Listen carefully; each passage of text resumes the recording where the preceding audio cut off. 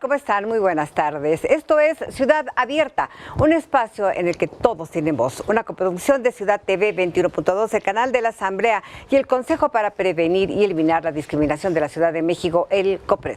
Nuestro tema de esta tarde, políticas públicas de inclusión, no discriminación y género en las ciudades. Expertos nacionales y extranjeros aportándonos sus conocimientos a través del diálogo. Y para comenzar, hablaremos del programa para prevenir y eliminar la discriminación de la Ciudad de México con María de Jesús Trejo Castillo, subdirectora de seguimiento y evaluación del COPRED. Por su parte, Víctor Emanuel Mares Ruiz, coordinador de consultorías de la Escuela de Administración Pública de la Ciudad de México, nos explicará qué son las buenas prácticas en las políticas públicas. Y desde el ámbito internacional, Solana Quesada, directora adjunta de la División Asesoría e Igualdad de Género de la Intendencia de Montevideo, nos platicará acerca de las políticas de género que se llevan a cabo en la capital uruguaya. Vamos a comenzar nuestra emisión de hoy platicándole sobre el programa para prevenir y eliminar la discriminación de la Ciudad de México, y qué mejor que con María de Jesús Trejo Castillo, subdirectora de seguimiento y evaluación del COPRED. Ella cuenta con maestrías en ciencias sociales, es especialista en gestión pública y licenciada en sociología. Además, es docente universitaria y ha participado en diversas organizaciones de la sociedad civil. De igual manera, formó parte del programa de derechos humanos de la Ciudad de México. Ella está del otro lado del estudio con la conductora titular de este espacio, Jacqueline Loaz Tapia, presidenta del COPRED y experta en temas de discriminación e igualdad. Adelante, Jacqueline. Muchas gracias, Yasmín. Hola a todas, a todos. Nuevamente en nuestro espacio, donde hoy tocaremos un tema muy importante. Vamos a hablar sobre la política discriminatoria, sobre los programas para prevenir y eliminar la discriminación. María Jesús, bienvenida, como todas y todos lo conocemos como Chuy. ¿Cómo estás? Hola, Jackie, muy bien, muchas gracias, buenas tardes. Pues encantada de tenerte por acá. Y bueno, yo empezaría preguntándote, ¿qué es el PAPED? El PAPED, como todos lo conocemos, es el Programa para Prevenir y Eliminar la Discriminación de la Ciudad de México.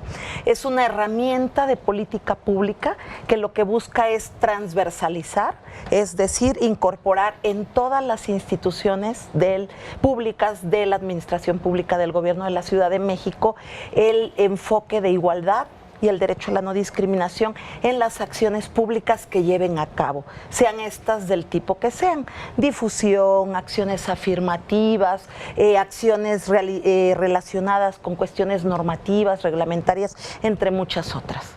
Pero si los gobiernos entrantes siempre presentan su plan de desarrollo, que es la gestión de estos 6 años o lo que se va a hacer, ¿por qué tener un programa especial para prevenir y eliminar la discriminación, y por qué no está entonces dentro del Programa General de Desarrollo?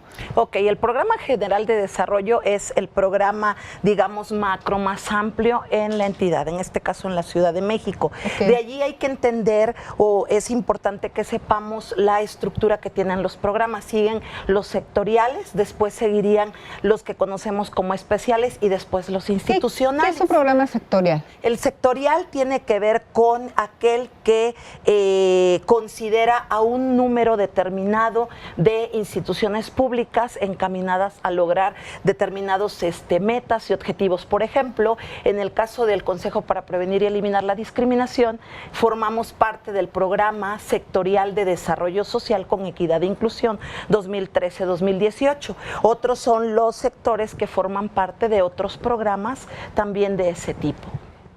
Entonces entiendo que está el Plan General de Desarrollo, programas sectoriales, que es decir, estos que suman a las secretarías o a las entidades por temas específicos, y está un programa como este, que es el Programa para Prevenir y Eliminar la Discriminación. ¿Y de qué sirve tenerlo? Este sirve porque plantea un conjunto de acciones muy específicas, muy particulares, que, como tú lo has indicado, van encaminadas a la prevención y eliminación de la discriminación en la Ciudad de México. ¿Nos podrías dar un ejemplo? Sí, claro. Ajá. Por ejemplo, nosotros en el programa tenemos 6 ejes. Ajá. Todos son importantes, pero hay 3 que tienen que ver con las medidas especiales. ¿Por qué señalo estos? Porque van encaminados a cerrar lo que muchos conocemos como brechas de desigualdad, es decir, cómo podemos ir haciendo una serie de acciones para que los que están en mayor desventaja social vayan alcanzando, por decirlo de alguna manera, a aquellos que están un poco más adelante. Uno de estos tiene que ver, por ejemplo, con los ajustes razonables, que lo que buscamos es que la ciudad sea inclusiva y que las personas que transitan en ella puedan tener accesibilidad, no solo física, sino también de otros tipos, pero está pensado en el programa no solo para personas con discapacidad, sino para todas aquellas para las que se haga necesario que puedan tener accesibilidad en la ciudad. Por ejemplo, en el programa hay acciones específicas que corresponden a instancias de gobierno específicas hacerlas. Es decir, en este caso, ¿qué es? ¿A la Secretaría de Obras o a delegaciones? ¿O a quién le tocaría? Bueno, en este caso, si es en el espacio público, sí, dependiendo de qué estemos hablando, si son vías primarias o son banquetas o dependiendo de qué, es si le toca a la delegación o a la Secretaría de Obras. Pero también podemos hablar de que nos toca a todas las entidades públicas cuando hablamos de que todos los espacios destinados al servicio de atención al público sean accesibles. Esto quiere decir que va desde una rampa hasta tener un elevador, hasta tener un baño accesible, tener un lactario, un conjunto de acciones diversas, dependiendo de cómo se encuentre, por ejemplo, el espacio en el edificio o en la institución en donde se brinda el servicio. ¿Y cómo deciden qué líneas de acción tiene que traer el papel? ¿A ti se te van ocurriendo o cómo las vas construyendo? No, esta pregunta es muy importante. ¿Por qué? Porque no es una ocurrencia. Por supuesto que no. Tenemos a partir de la experiencia previa un programa trienal que es 2016-2018. Pero este programa no surgió de la nada. Para quienes nos están escuchando es importante que sepan que en primer lugar hay una ley que se llama para prevenir y eliminar la discriminación del Distrito Federal. Esta ley señala la importancia de elaborar un programa que tenga acciones que todos los entes deban llevar a cabo porque la ley es de aplicación para todos los entes. Que tenga acciones encaminadas a prevenir integralmente, esto quiere decir que también hay acciones de atención y eliminación de la discriminación. Hubo 3 ediciones anuales previas. De esas ediciones se retomaron las experiencias para plantear un programa que fuera trienal. ¿Por qué? Porque es importante que las instituciones públicas supieran con antelación qué tenían que hacer o qué tienen que hacer en el corto y mediano plazo. Es decir, en 2016, 2017 y 2018. El programa se elabora con esa experiencia previa, pero además tomando en cuenta lo que los abogados o normativamente sabemos que tienen de atribuciones y competencias las instituciones públicas o los entes públicos, de tal manera que el programa no puede o no debería de señalar una acción para un ente público que no tiene esa atribución, porque por ende difícilmente va a poder cumplirlo porque no está dentro de su ámbito de competencia. Entonces hay una ley y esa ley mandata que se tenga un programa y que ese programa sea de obligación de cumplir de todos los entes de gobierno. Así es. Según las atribuciones de cada secretaría, de cada instituto, tú le vas asignando un número de compromisos o de líneas de acción que tienen que hacer durante ese año o durante el tiempo que existe el Consejo. Así es. De hecho, el programa se pensó trienalmente, como lo había comentado, en una idea de que si bien se elabora en el 2016, el ente público puede saber qué tiene que hacer para 2017 y qué tiene que hacer para 2018. Y esto es una ventaja muy importante. ¿Por qué? Porque quienes trabajamos en la administración pública sabemos que los periodos son anuales. Esto implica que el ente público tiene que trabajar desde el mes de octubre aproximadamente lo que se llaman procesos de planeación y presupuestación, considerando las atribuciones que tiene y todo aquello que debe llevar a cabo durante un año presupuestal. Oye, ¿y el papel abarca todos los entes del gobierno? ¿Y a todas las digamos secretarías? que de alguna manera sí. Ajá. De alguna manera sí, porque la ley Ay, ¿por qué no señala se me que- ocurre a ver, la Secretaría de qué? Del agua, bueno, no es la Secretaría del Agua, pero bueno, el Instituto de la Juventud, por ejemplo, que tiene líneas de acción en el programa. Por supuesto. Aquí el programa es importante señalar que no es un programa social. Sí, es muy importante señalar eso, porque no es un programa que la línea de acción diga que se tiene que dar como tal un bien o un servicio al estilo de un programa social. Sí lo tiene, pero no en el sentido de este tipo de programas, porque tampoco trabajamos con regla de operación. Este programa se pensó más en general, pensar en la normatividad, pensar en la reglamentación, pensar en mecanismos de exigibilidad y cultura de la denuncia, pensar en acciones encaminadas a realizar estudios e investigaciones sobre la discriminación para a partir de ellos tener una situación de esta problemática y saber por dónde las instituciones deben entrar. Y luego sí, las de los ajustes razonables. Pero si nosotros, por ejemplo, pensamos en una banqueta, es un medio a través del cual una persona puede hacer accesible su entrada. En este sentido, no es que se le esté brindando a una persona en particular, estamos pensando en las personas que habitan y transitan en la Ciudad de México. Oye, con este recorrido que ya hicimos de cómo se piensa un proyecto de ciudad, cómo se planean las acciones que tienes que tener a partir de identificar el problema determinado, público, como se dice, y que existe un programa, que es este, para prevenir y eliminar la discriminación. Ya lo escribiste, ya tienes a los entes, ya sabes qué le toca a cada secretaría, ¿y ahora cómo lo implementas? Eso es muy interesante, porque para eso desde el Consejo se ha dado a la tarea de pensar en una red de enlaces institucionales en cada ente público. Okay. De tal suerte que pues podemos ubicar por allí algunos casos de buenas prácticas, donde algún ente a su vez tuvo una red de enlaces intrainstitucionales, que así es como, ¿Qué digamos, significa intrainstitucional? Intrainstitucionales, que hay distintas áreas que operan de manera distinta. Por ejemplo, puede haber personas que se dedican a la capacitación, personas que se dedican a la difusión, personas que se dedican a la parte normativa reglamentaria, personas en ventanilla. Cada una tiene una función distinta.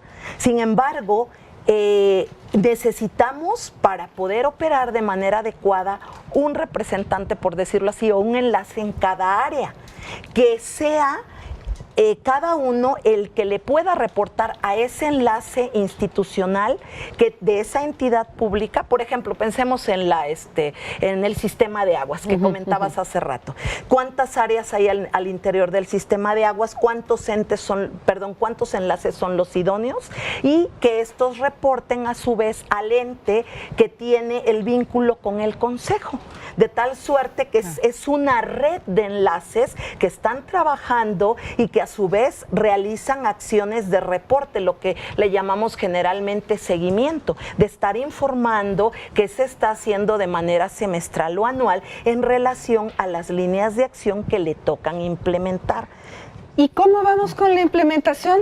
Pues vamos avanzando. A ver, como en todos los programas siempre resulta interesante, y quiero decir que es un proceso complejo, porque cualquiera que nos escucha o que si lo leemos desde un libro de algún académico famoso diríamos, bueno, seguimos la etapa, es cosa de conocer las líneas de acción, yo sé que me toca, hay que implementarlo, pero no es así. ¿Por qué? Porque las dinámicas sociales, las interacciones, cómo se viven, el quehacer institucional dentro de las instituciones públicas es muy complejo y es dinámico.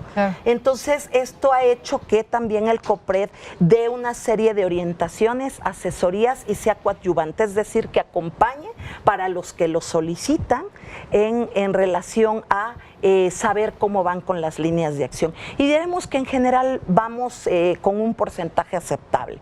Nosotros tenemos una semaforía memorización para poder medir las líneas de acción. El ente sabe si ven rojo o en amarillo o en verde.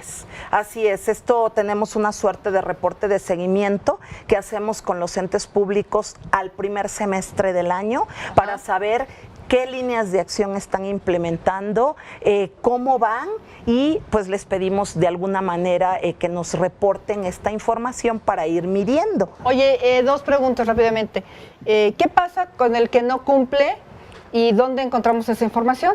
Bueno, es bien complicada esta parte porque, como dicen los abogados, otra vez uno debería de actuar de buena fe, pero aquí hay una cuestión, tenemos obligatoriedad. Eso lo marca no solo la ley, sino todo el marco normativo. Lo que hacemos es solicitar la información y pedir, y en nuestras reuniones anuales hemos tenido, pues sí, hay que decirlo, el énfasis de la Contraloría de la Ciudad de México, en donde nos ha dicho, tenemos que cumplir con esta acción, tenemos que llevarla a cabo. Y si no los balconeamos. Pues no tanto como balconear, pero sí les comentamos cómo van, ¿no? ¿En dónde podemos encontrar la información del PAPED? La información del PAPED, el programa como tal, en la página web del Consejo, www.copred.cdmx.mx, ¿no? Y el reporte de seguimiento está por subirse, el de este año. Pueden revisar el del año pasado, se encuentra allí el de este año, y para saber qué pasó durante todo el año, porque el reporte es solo de la mitad del año, no hay que tener cuidado con la lectura. El del año completo se encuentra también en la página el del COPRED, pero ese lo van a encontrar como informe de evaluación del PAPED.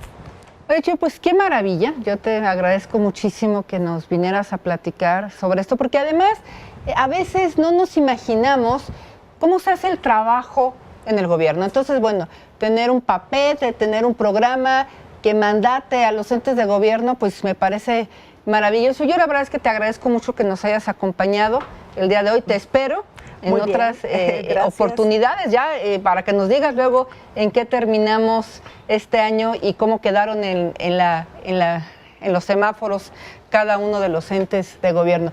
Y bueno, pues a ustedes, muchas gracias por acompañarnos en este bloque. Regresamos en un momentito.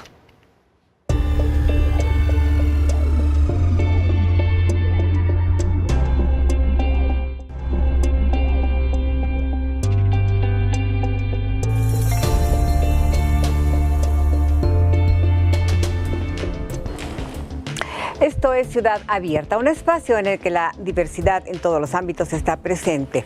Y para continuar, nuestro siguiente invitado nos dirá cuáles son las buenas prácticas en las políticas públicas. Él es Víctor Emanuel Mares Ruiz, coordinador de consultorías en la Escuela de Administración Pública de la Ciudad de México. Cuenta con una maestría en políticas públicas y una licenciatura en políticas y gestión social. Su ámbito profesional se centra en la investigación de políticas y gestión pública, derechos humanos y desarrollo social en la Ciudad de México. Asimismo, ha formado parte de distintas organizaciones de la sociedad civil, desarrollándose en los terrenos antes señalados. Vamos con él y con Jacqueline Loaz del otro lado del estudio. Muchísimas gracias, Yasmín, como siempre, por la presentación. Víctor, bienvenido. ¿Cómo estás? Muchísimas gracias, Jacqueline. Muy bien. Qué bueno, pues nos da mucho gusto. Oye, yo empezaría resaltando que la Ciudad de México tiene una escuela. Así es. Y tiene una escuela de administración pública. Efectivamente. Y creo que muy pocas personas han de saberlo, ¿no? ¿Desde hace cuánto existe la Escuela de Administración Pública? Bueno, la Escuela de Administración Pública sale por decreto en la Gaceta de la Ciudad de México, en la Gaceta Oficial del Distrito Federal, en diciembre de 2008. Y en 2009 entra en funciones. Desde 2009 hemos venido trabajando por profesionalizar al servicio público de la Ciudad de México y bueno, también para abonar a la transformación del modelo de gestión y fortalecer las políticas públicas de nuestra ciudad. ¿Solamente es para personas servidoras públicas la escuela? Sí. O sea, tienes que ser servidor público o servidora pública para poder tomar las maestrías, los diplomados, los seminarios que dan ahí. Efectivamente, ahorita nosotros como Escuela de Administración Pública somos una escuela de gobierno y para el gobierno. Muy bien, pues me parece maravilloso tener esta aclaración y para que vean que ahí hay maestros y bien exigentes, por lo que dicen. Oye, Víctor, desde la perspectiva de la escuela, sí. Hace un ratito platicábamos con Chuy sobre lo que es el PAPED. ¿Qué opinión les amerita a ustedes este programa. Muy bien, bueno, como te comentaba Jacqueline, desde la Escuela de Administración Pública, una de nuestras funciones, de nuestras atribuciones, es contribuir al fortalecimiento de las políticas públicas y contribuir también a este fortalecimiento, cambio del modelo de gestión que tenemos en la Ciudad de México. Para nosotros, el PAPED es una herramienta fundamental en la Ciudad de México que contribuye justamente a contender contra un problema central en nuestra ciudad, que es la discriminación. Entonces, desde nuestra perspectiva, como Escuela de Administración Pública orientada a este fortalecimiento de las políticas públicas, creemos que la experiencia que ha tenido el Consejo y a través de su programa, que es el PAPED, es fundamental y puede ser retomada por otros entes de la Administración Pública de la Ciudad de México que tienen programas similares o actividades interinstitucionales, pero también por otras entidades de la República Mexicana. Entonces creemos que el PAPED juega un papel fundamental en materia de derechos humanos, en materia de no discriminación y sobre todo que tiene en su diseño y en su implementación elementos muy importantes para poder llegar a un buen terreno en cuanto a ¿Cuáles son esos elementos? Mira, hace rato Chuy justamente comentaba algunos de los aspectos que me parece que son muy relevantes en cuanto a diseño y cuanto a implementación de la política pública antidiscriminación en la Ciudad de México. Por un lado tenemos que es un programa interinstitucional. Sabemos que los problemas públicos que vivimos hoy en día, que nos aquejan hoy en día, no son problemas sencillos, son problemas multidimensionales. En esa misma sintonía tenemos que atender esos problemas públicos, no solamente desde un área de gobierno, sino tenemos que atenderlo en su conjunto para poder contender contra esas problemáticas. Uno de los rasgos característicos y que es fundamental en el PAPED es justamente esta articulación interinstitucional para llegar al cumplimiento de objetivos, de metas e incluso de líneas de acción que tiene e indicadores. Entonces su composición es importante en lo interinstitucional y también porque define objetivos, metas claras e indicadores que nos ayudan a monitorear el desempeño de cada una de las instancias. ¿Cuál es la participación de la escuela en el PAPED entonces? Nosotros como Escuela de Administración Pública, sobre todo tenemos un área de investigación y consultoría, entonces lo que nosotros buscamos es dar ciertos elementos, metodologías a las áreas del gobierno de la Ciudad de México para que puedan mejorar su práctica. En este sentido, con COPRED hemos tenido un muy buen aliado porque nos ha invitado a debatir, a emitir algún tipo de recomendaciones sobre el diseño propiamente de lo que es el programa, de lo que es el PAPED, pero también en cuanto al método que tienen para el monitoreo y la evaluación del propio programa. Entonces nosotros hemos contribuido en el fortalecimiento de su metodología de diseño, en su metodología de monitoreo y evaluación. Algo que me parece digno de destacar de esta interacción que hemos tenido entre la escuela y el consejo es una recomendación que nosotros tuvimos ya en años anteriores, era que el PAPED tenía que transitar de una visión anual a una visión multianual. Son ustedes los responsables. Bueno, Chuy, Pablo y por supuesto tú tienen toda la autoría de esta No, pero esta es que me parece maravilloso, pues, porque en un año hacer un programa, evaluarlo, mandar informes y además volver a hacer otro, digo, sí, por supuesto. Es muy complejo, pues, claro. Es difícil.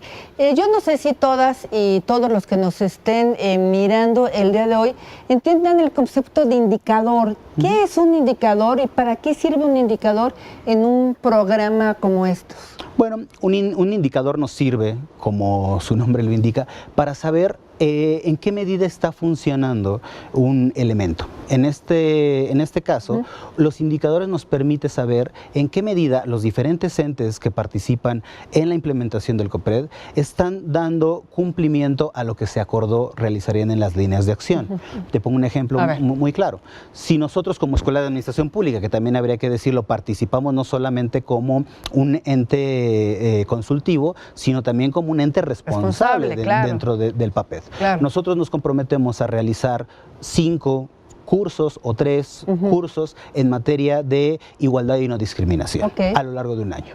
Nuestro indicador tendría que, por un lado, avanzar a saber si cumplimos con la impartición de esos 3 o 5 cursos. Además, tendríamos que saber esa actividad que nosotros generamos como Escuela de Administración Pública, qué tipo de incidencia tiene en la forma de cómo los servidores públicos se comportan. Es decir, si sirvió. Si sirvió o no. No nomás si lo hiciste, sino además si sirvió. Eso es parte de una buena batería de indicadores, como el PAPED lo tiene. No solamente conocer en qué medida se están brindando los bienes y servicios, que nuestro ejemplo sería el curso, claro, sino también conocer qué impacto, qué resultados ha tenido esta actividad en los servidores públicos, ¿no? En el caso concreto. Claro, porque todo un ejercicio como esto y lo que significa la planeación, la evaluación, la sistematización, al final tenemos que saber si se modificó y si se alcanzó lo que se estaba buscando. Efectivamente.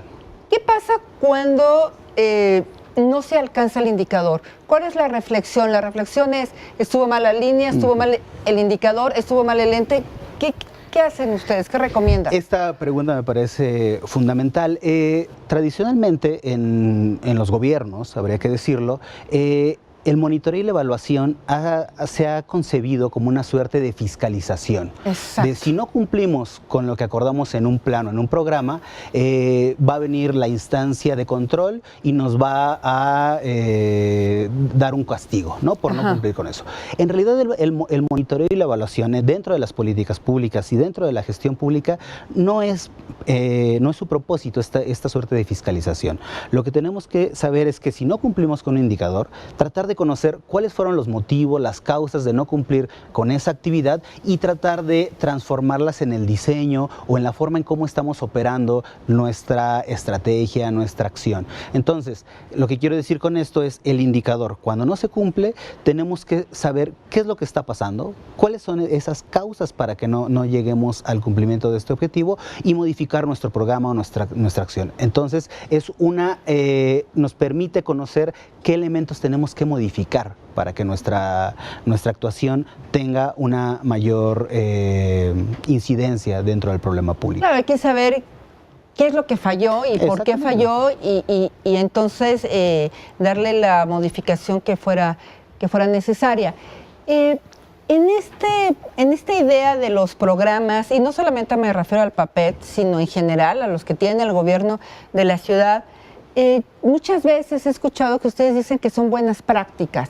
¿Por qué es una buena práctica tener un programa para prevenir la discriminación o un programa, otros, el sectorial que nos decían, o otros institucionales? ¿Por qué es bueno que un gobierno tenga estas prácticas? Muy bien. Bueno, aquí me gustaría contextualizar muy rápidamente.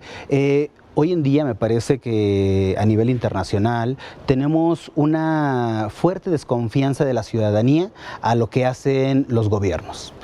En el país y en la ciudad no escapamos de ello.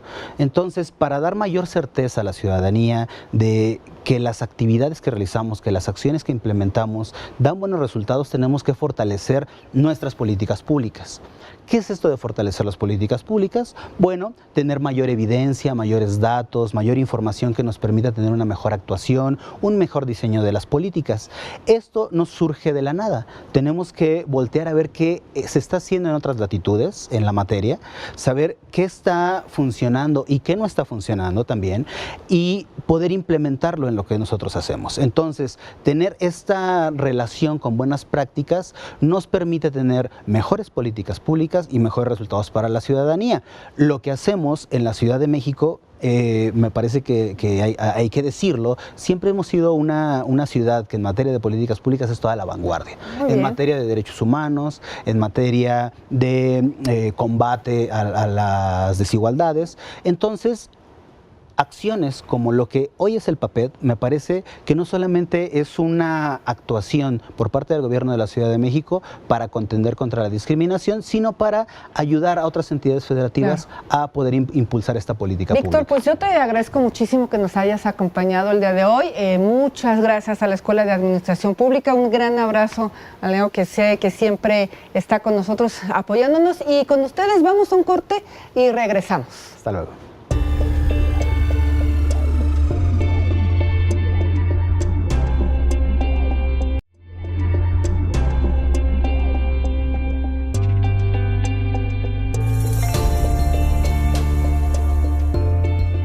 Seguimos en Ciudad Abierta por Ciudad TV 21.2, el canal de la Asamblea, un espacio en el que la discriminación no tiene lugar.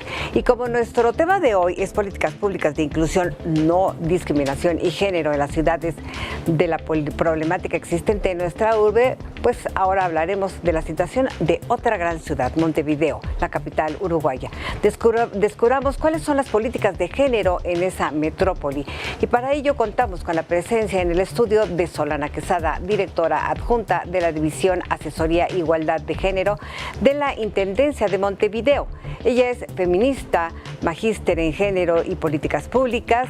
Desde 1995 trabaja a favor de la igualdad de género en diversos ámbitos. Asimismo, es impulsora de la estrategia de transversalidad de género en las políticas públicas departamentales de la Intendencia de Montevideo. Nos acompaña esta semana en el marco de un proyecto de la Coalición Latinoamericana y Caribeña de Ciudades contra el Racismo, la Discriminación y la Xenofobia, la coalición LAC, de la que la Ciudad de México es parte, proyecto apoyada por el Fondo Conjunto Uruguay-México. Pero antes de ir con nuestra invitada y con Jacqueline Loaz, lo invito a ver el siguiente video acerca de los roles que nos marcan desde que somos pequeños. Vamos a verlo. Vivimos en una cultura que divide a nuestros niños en princesas y superhéroes. El ámbito familiar es el primer y principal espacio en el cual niños y niñas aprenden roles, aprenden actitudes, aprenden a través de los ejemplos. Si sos varón, tenés que usar determinada ropa, no podés usar algunos colores porque son de nena. Si una mamá o una cuidadora primaria dice, decile a tu padre que me saque la basura, si cuando terminan de almorzar se espera que sea la niña la que se ponga inquieta en términos de levantar los platos de la mesa, si cuando hay un frasco que está muy apretado se dice, por favor, un hombre que venga a abrir esto, estamos enseñando con la actitud. Los varones tienen que estar siempre demostrando su fuerza, su valentía. Tenemos que dejar de educar a nuestros hijos e hijas en esos estereotipos de género que los limitan. Estamos enseñando con el ejemplo y estamos instalando unos estereotipos de género que evidentemente van separando de forma muy radical distintos roles y distintas posibilidades que estos niños y estas niñas van a tener en el futuro para explorar diferentes posibilidades de poder ser y estar en este mundo. Educar a nuestros hijos e hijas libres de estereotipos es una manera de prevenir la violencia.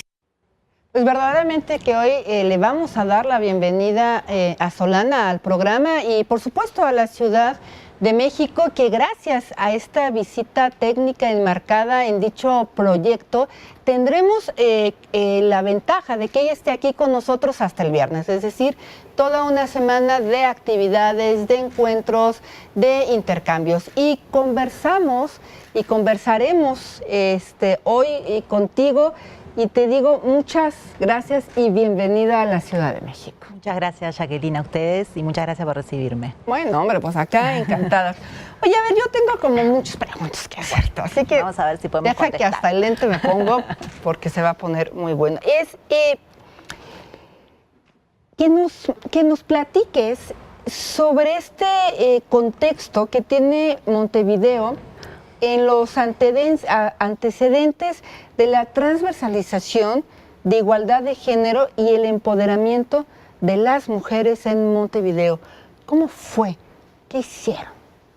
Y bueno, es un proceso largo que se inicia en los años 90 y que justamente se inicia después de la conferencia de Beijing, la Conferencia Internacional de la Mujer, que de alguna manera en el 95 da el mandato del empoderamiento de las mujeres y la estrategia de transversalidad de género, donde se iniciaron con proyectos que eran con organizaciones de base de mujeres en los distintos barrios de la ciudad, trabajando políticas vinculadas a sus derechos, como la salud sexual y reproductiva, el abordaje de la violencia de género, el acceso al empleo, que fueron las principales demandas que las mujeres organizadas de Montevideo plantearon. A partir de ahí se empezaron a hacer una serie de programas y luego se inició un proceso de que no solo alcanzaba con las políticas específicas hacia las mujeres con perspectiva de género a la ciudadanía, sino que era necesario de alguna manera incorporar la perspectiva de género en el conjunto de la política pública. Y así se empezaron en el año 2000-2001 con el primer plan de igualdad de la ciudad de Montevideo, que tiene la particularidad de ser el primer plan de todo el Uruguay, porque el primer plan nacional a nivel del gobierno nacional se hizo recién en el 2007. Entonces, Montevideo tiene una trayectoria de desarrollo de experiencias innovadoras y pioneras en materia de igualdad de género, y actualmente estamos en el tercer plan de igualdad formulando la política de poder incorporar la perspectiva de género a las distintas políticas, a la política de cultura, a la política de movilidad, a la política de acondicionamiento urbano y también a la política interna de cómo se organiza el funcionamiento de la intendencia, del gobierno, el funcionariado, etcétera. En este ejercicio, ¿cuál ha sido el mayor reto? ¿Verdad? El mayor reto es esto de poder alinear y convencer que la igualdad de género hace la democracia, que no hay una desigualdad más importante que otra, ponernos de acuerdo en qué es esto del género, donde hay a veces distintas interpretaciones y muchas resistencias, y que no sea algo que esté de moda, sino que se haga convencido de que incorporar la perspectiva de género a la política pública genera más igualdad para toda la ciudadanía y mejores condiciones. Creo que el principal reto ha sido tener una política sostenida, que además ha sido evaluada y que de alguna manera se van incorporando los aprendizajes a la nueva generación de nuevas políticas. Sin duda, Montevideo ha sido ejemplo para muchas ciudades y para nosotras lo ha sido también. Para quienes nos ven el día de hoy, ¿cómo les explicarías qué es esto de la perspectiva de género? La perspectiva de género es como nosotros le decimos, como ponernos los lentes de género, o sea, poder mirar lo que miramos siempre, pero tratando de analizar si eso que pasa, si eso que sucede, si eso que hacemos afecta de manera distinta a hombres y mujeres. Y que en eso de que no todas las personas somos iguales, somos diferentes por el sexo, género y también por otras dimensiones de la vida, y que hacer lo mismo para todo el mundo no siempre genera igualdad, y que a veces es necesario generar acciones diferentes para poder generar esa igualdad, y que si no nos ponemos esos lentes, sin querer todos, hombres y mujeres, reproducimos estos estereotipos y roles de los que hablaba el video, que de alguna manera son los que sustentan la desigualdad de género. Esto de decir, bueno, por ser hombre tenés que hacer tales cosas, por ser mujer tenés que hacer tales otras, que además son características, roles, atributos, permisos y prohibiciones que son excluyentes para unos y para otras, y que de alguna manera coartan la libertad de las personas y restringen la posibilidad de ser felices. Sí, y además me parece que tiene que quedar muy claro, porque de tanto decirlo y de tanto que lo decimos las mujeres, pareciera que género es sinónimo de mujer. Pero no. Y no es así, y eso tiene que quedarnos muy claro. Cuando hablamos de perspectiva de género, hablamos de esto que tú dices, el rol de los hombres, el rol de las mujeres, en un contexto que nos ha terminado amarrando y además definiendo y además limitando y además discriminando, ¿no? Y en ese sentido, a mí me parece muy interesante lo que ustedes han hecho. Es decir, ¿cómo lograron pasar de esta, más bien, de estar en una mirada de mujer, ¿no? Como se hace desde muchos espacios, a esta división que ahora se tiene en la asesoría de igualdad de género y no solo de mujeres, es decir, esta mirada amplia de lo que es el género? Y eso también acompaña un poco cómo se ha incorporado el género en la política pública. Se empezó por la mujer, aparte en singular, después se logró pasar a entender que no había una mujer, sino que había una multiplicidad de mujeres con necesidades también distintas y específicas. Y esto de que el género es relacional, que los mandatos de género también afectan a los varones, afectan al conjunto de las mujeres, pero aquellos hombres que no son el hombre fuerte, el hombre decidido, que no son heterosexuales, que se dedican al cuidado de sus hijos, que son sensibles, que se dedican al ejercicio de la paternidad, o los niños que no les gusta jugar al fútbol, de alguna manera sufren cotidianamente también los mandatos de género, y que de alguna forma todos nos tenemos que correr del lugar para poder generar una sociedad más justa y más igualitaria. Y bueno, y ese pasaje fue un pasaje difícil porque hubo resistencias y cuestionamientos al cambio de nombre, pero el cambio de nombre implica eso, implica concientizar y dar cuenta de que las políticas que hacemos son para hombres y mujeres, son a su vez para la diversidad que implica la identidad sexogenérica, que no necesariamente es binaria entre un hombre y una mujer, y que a su vez el nombre de igualdad de género tiene que ver con el sentido del cambio, ¿no? Que no es un género, porque la perspectiva de género puede tener muchas intencionalidades, y esta es una perspectiva de género transformadora que lo que pretende es lograr igualdad, y que a veces también se confunde la igualdad con la identicidad, claro, y sin embargo estamos hablando del principio de igualdad, planteando que todas las personas tenemos el mismo valor humano por el solo hecho de ser personas, que la igualdad respeta, valora y celebra la diferencia, y que para que haya igualdad no puede haber discriminación. Entonces, un poco, a su vez, el cambio no solamente fue un cambio nominativo, sino que fue un cambio de jerarquización del mecanismo de género, donde pasamos a ubicarnos en Secretaría General, siendo un organismo asesor del intendente y su gabinete, participando con más plenitud de la toma de decisiones también. Sí, y además que resulta difícil, ¿no? Porque estamos acostumbradas a esta necesidad de visibilizar no solamente a la mujer, sino la mujer frente a esta mirada binaria hombre-mujer. Oye, ¿y en dónde encontraste la mayor resistencia? ¿Varones, mujeres, en lo público, en lo privado? ¿En dónde estuvo la mayor resistencia? Para el cambio de nombre, ajá, en las organizaciones de mujeres de base, que de alguna manera sintieron que las dejábamos de nombrar. Claro. Y sintieron un retroceso y no comprendieron mucho el cambio. No te me vayas, no se nos va, pero vamos a un corte y regresamos con Solana.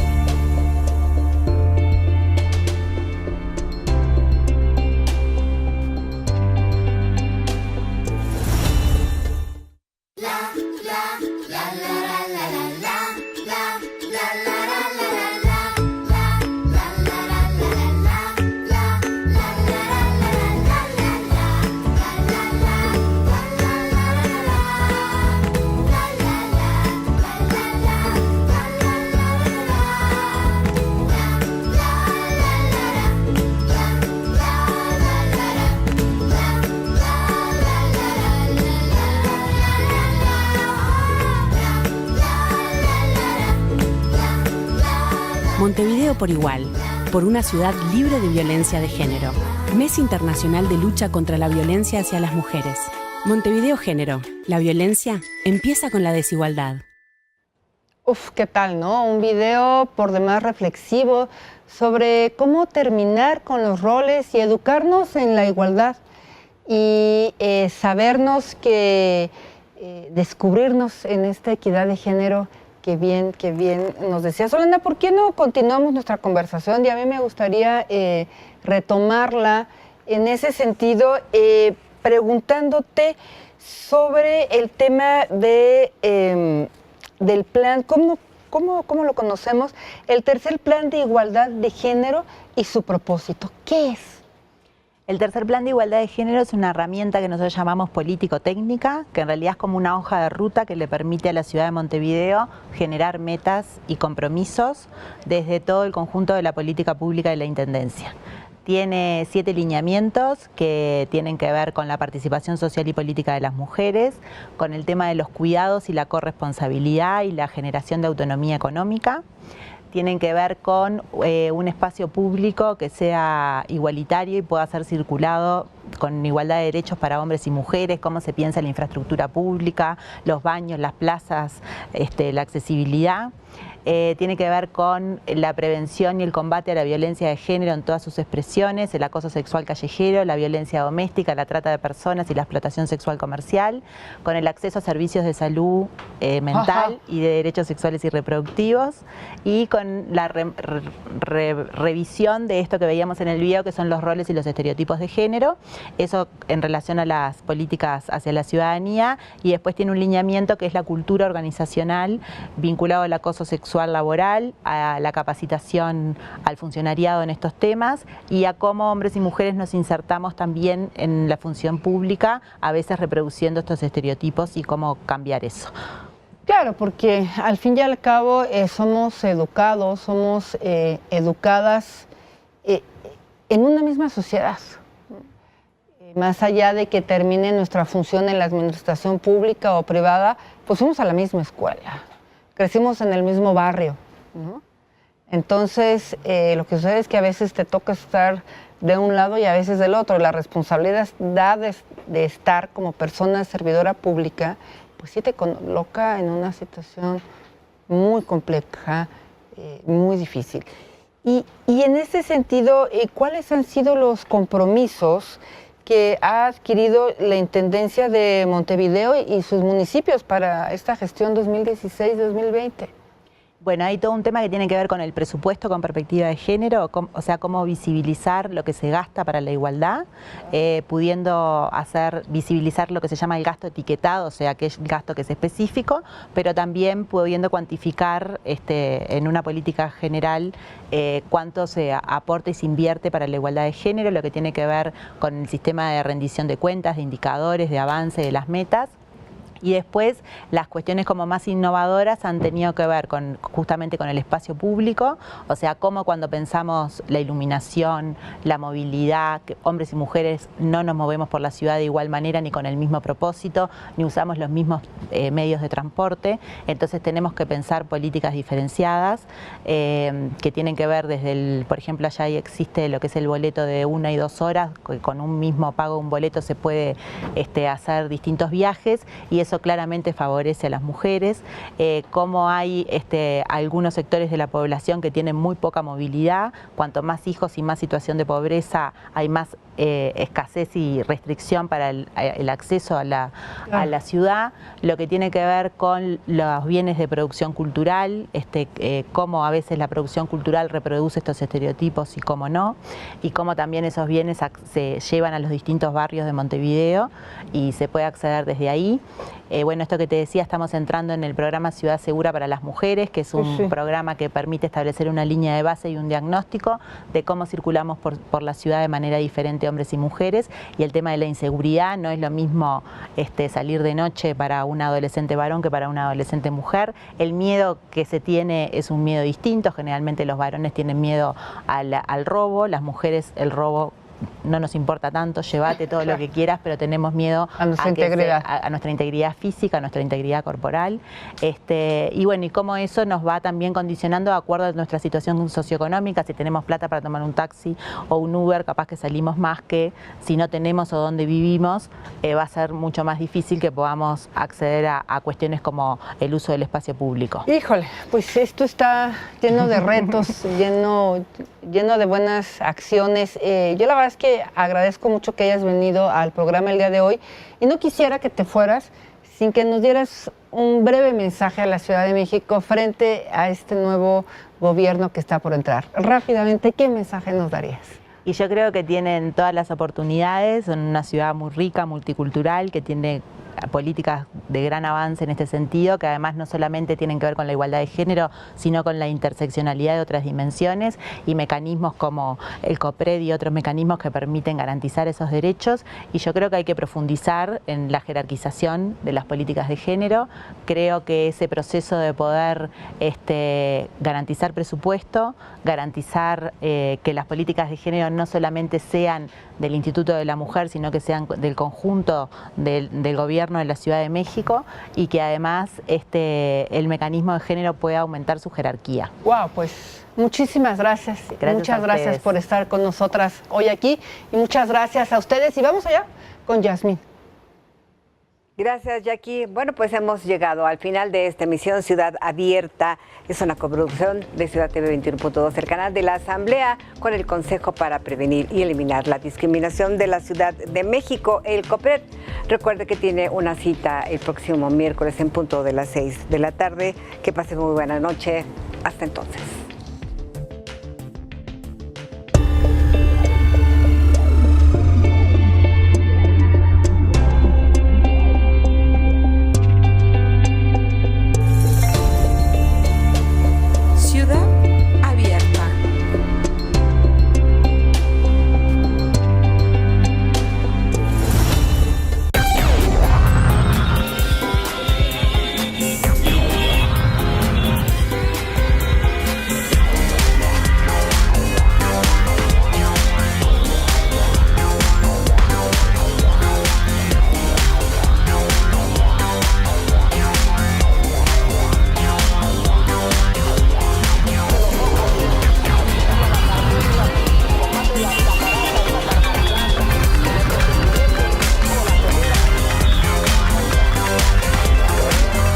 Ciudad TV 21.2, el canal de la Asamblea, presentó El ombligo de la luna, con la periodista Yasmín Alessandrini y la escritora Julia Santibáñez.